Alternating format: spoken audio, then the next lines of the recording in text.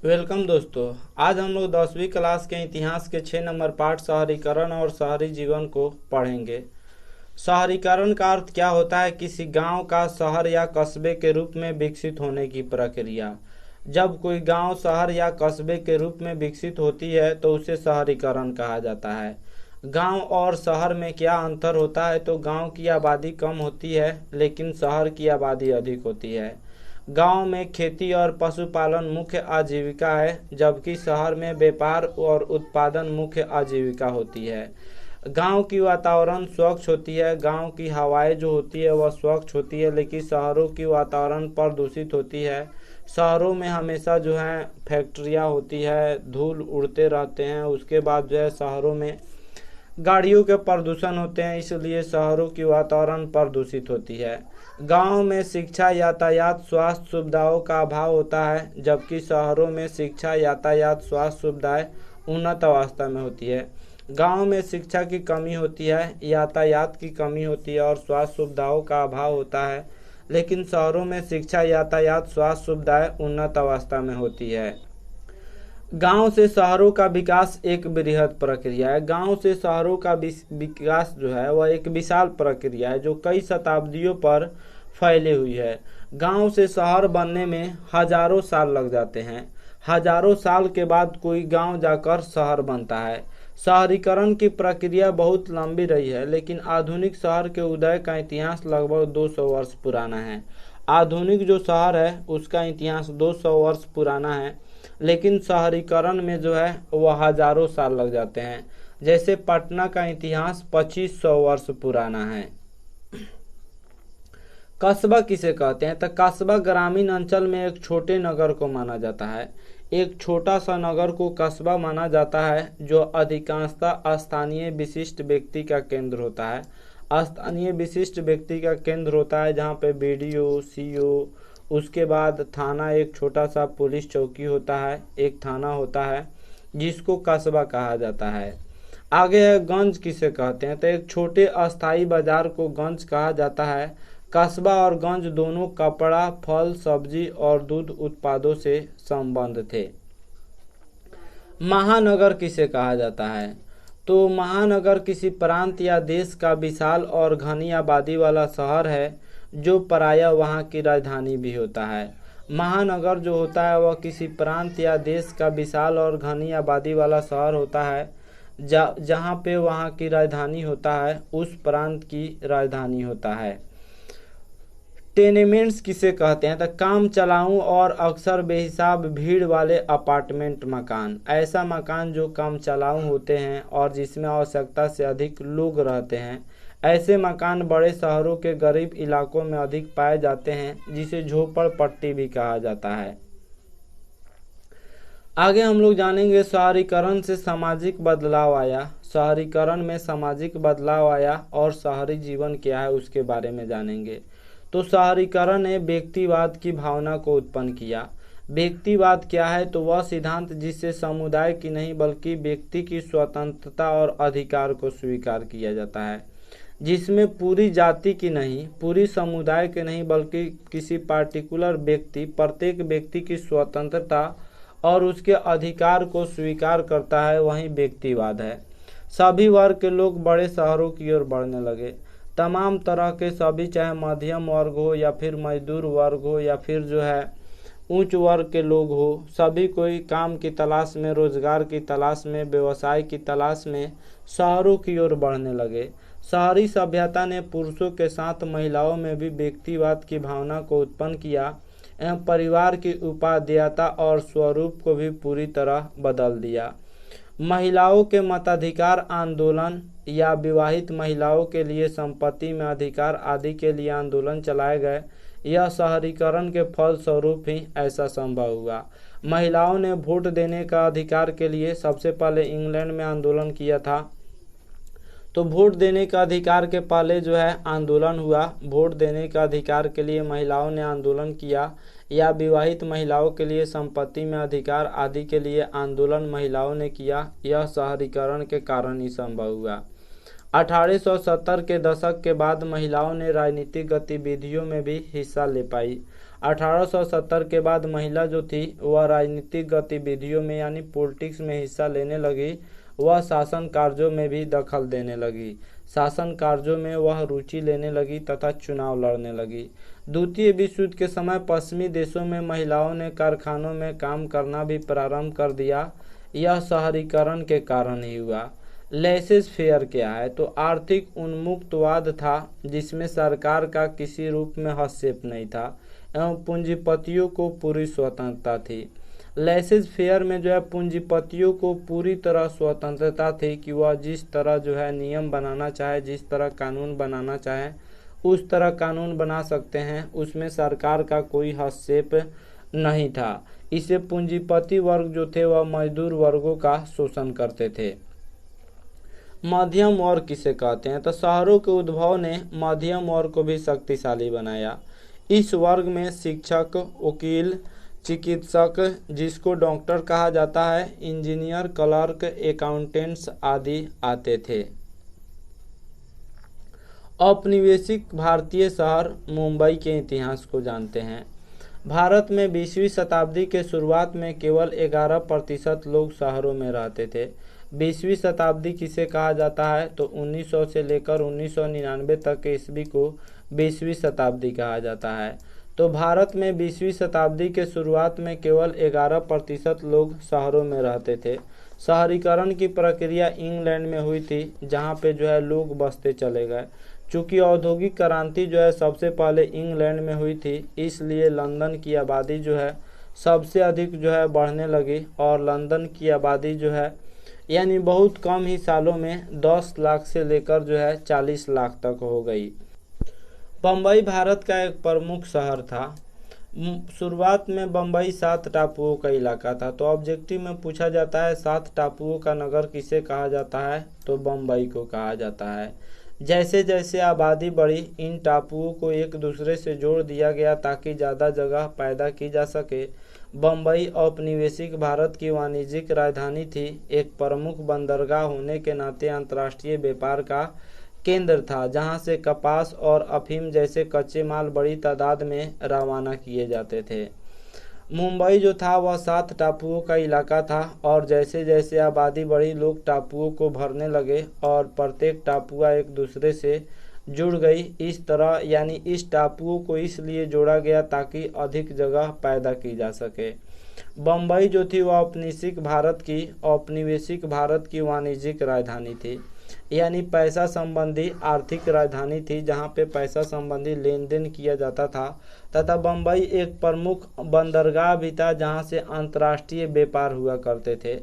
दुनिया के विभिन्न देशों में व्यापार मुंबई से हुआ करते थे। जब मुंबई अंग्रेजों के कब्जा में था, जब भारत अंग्रेजों का गुलाम था, जहां से कपास और अफीम जैसे कच्चे माल बड़ी तादाद में रवाना किए जाते थे, मुंबई से ही कपास और अफीम बड़े तादाद में रवाना किए जाते थे दूसरे देशों में। शहर के अनियोजित विस्तार के कारण 1850 ईस्वी तक शहर में आवास और जलापूर्ति की समस्या बढ़ चुकी थी। मुंबई शहर का जो विस्तार हुआ वह अनियोजित तरीका से हुआ। इसके लिए कोई प्लान नहीं तैयार किया गया था।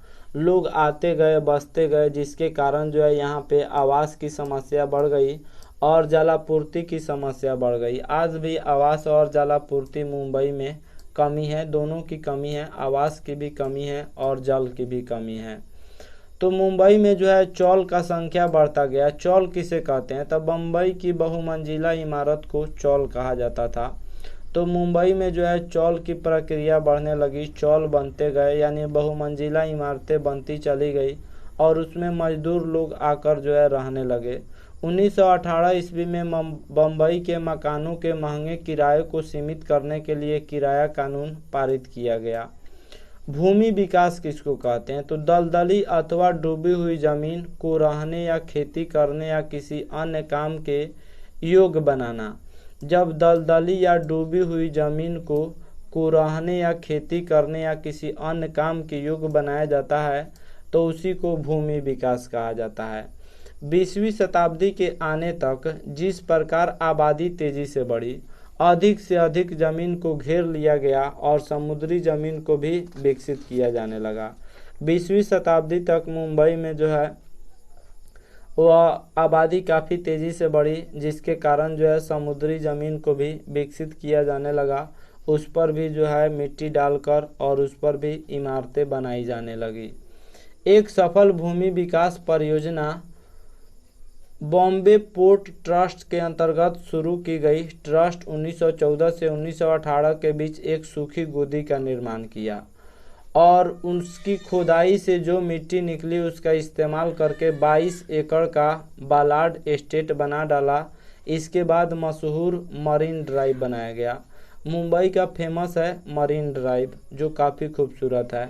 बम्बई में आने वाले अप्रवासियों और उसके दैनिक जीवन में कठिनाई जिसका सामना आम आदमी को करना पड़ता है। बम्बई का विकास चूँकि अनियोजित ढंग से किया गया, जिसके कारण अप्रवासियों और उनके दैनिक जीवन में जो कठिनाइयाँ होती है वह आम आदमी को करना पड़ता है। निष्कर्षतः अतः हम इस निष्कर्ष पर पहुँचते हैं कि शहर के अंतर्विरोध के बावजूद शहर ऐसे लोगों को हमें आकर्षित करती है जो स्वतंत्रता और नए अवसर की तलाश करते हैं, जिनसे उन शहरों को सामाजिक और आर्थिक गतिशीलता मिलती है। शहर में इतना सभी दुविधाओं के बावजूद, शहर में इतना दुखों के बावजूद जो है, इतना जो है कॉम्प्लिकेटेड चीज़ के बावजूद भी लोगों को अपनी ओर आकर्षित करती है।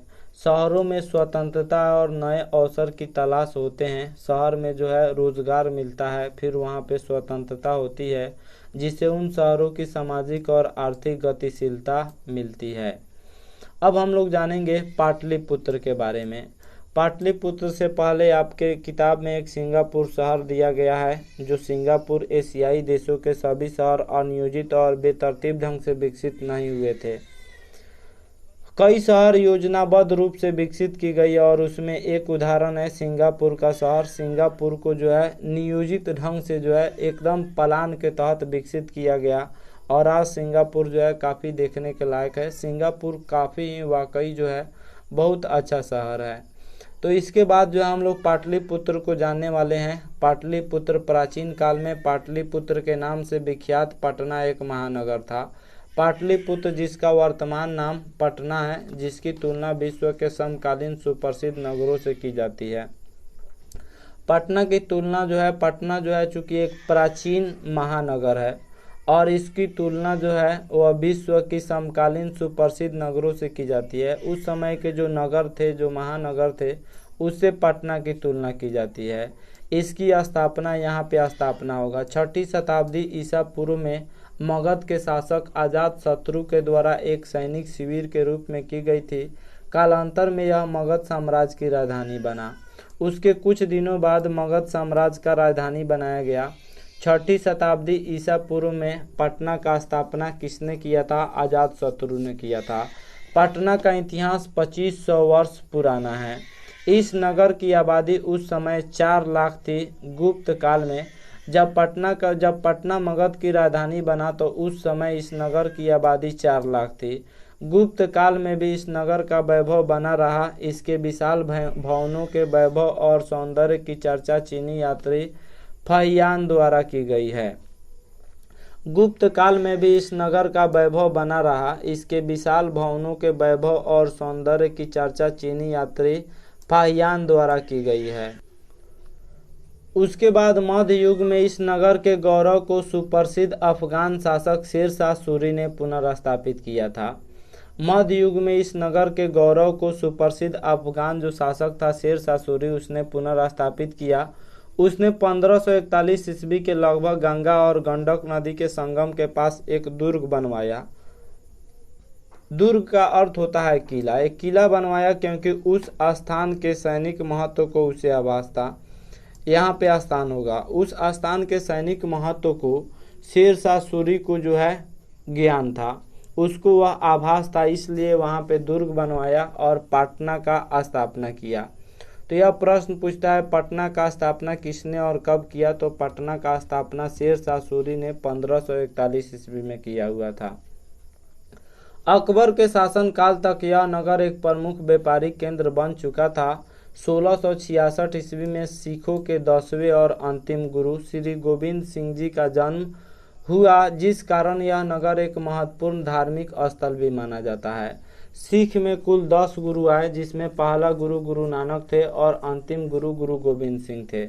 और गुरु गोविंद सिंह का जन्म पाटलिपुत्र में हुआ था, पटना में हुआ था, जिसके कारण धार्मिक दृष्टि से भी यह नगर महत्वपूर्ण नगर माना जाने लगा।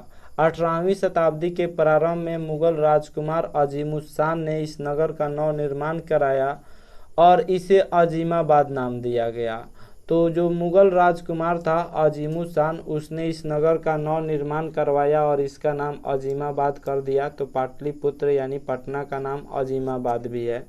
और प्राचीन संस्कृत ग्रंथों में इसका नाम पुष्पुर और कुसुमपुर भी मिलता है।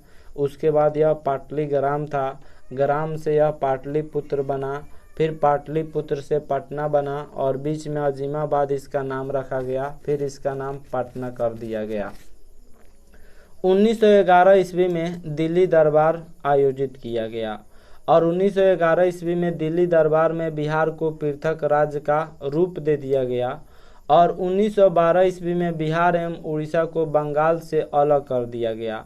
बिहार उड़ीसा यह एक स्टेट बन गए। फिर 1936 ईस्वी में बिहार से उड़ीसा अलग हो गया, लेकिन 1912 ईस्वी में जब बिहार से बंगाल को अलग किया गया तो बिहार के साथ उड़ीसा था और बंगाल से पृथक करके जो है एक अलग राज्य का दर्जा प्राप्त हुआ बिहार और उड़ीसा को। और 1936 ईस्वी में फिर उड़ीसा बिहार से अलग हो गया। वर्तमान पटना की आबादी 12 लाख से अधिक है और इसका क्षेत्रफल 250 वर्ग किलोमीटर है। कोलकाता के बाद जो है यह पूर्वी भारत का सबसे बड़ा नगर है और आबादी के घनत्व के दृष्टिकोण से यह भारत का 14वां सर्वाधिक आबादी वाला नगर है। वर्तमान में यह शिक्षा और व्यापार का महत्वपूर्ण केंद्र है। तो इस प्रकार शहरीकरण की प्रक्रिया लंबी रही है। तो इस वीडियो में हम लोगों ने शहरीकरण और शहरी जीवन को पढ़ा हुआ है। आशा करता हूँ यह वीडियो आप सब किसी को काफ़ी पसंद आया होगा। हमारे चैनल को सब्सक्राइब करें, इस वीडियो को लाइक करें तथा अधिक से अधिक शेयर करें। Thanks for watching my video.